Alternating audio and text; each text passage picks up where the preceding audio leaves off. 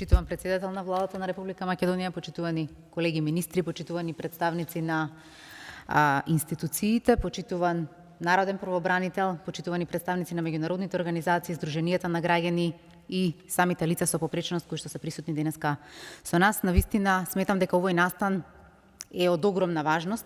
Со самото присуство на тројца министри, премиерот, народниот правобранител дава една огромна политичка тежина, затоа што вакви тела сме имале во нашата држава и Македонија сведочи постоење на координативни тела, но малку тие тела имплементирале и давале резултати.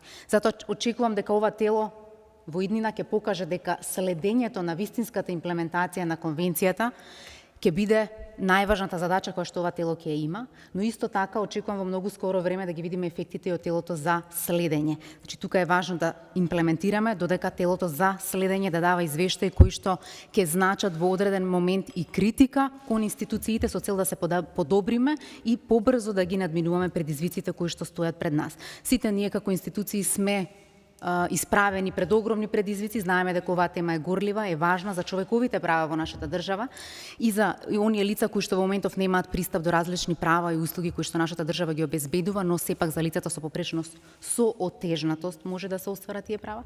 Верувам дека во наредниот период сите заедно ова тело ќе го даде својот максимум да ги придвижи институциите кон реализација. И конечно ова тело е формирано првпат под владата. Зошто? Затоа што е важно да не го гледаме како социјално прашање.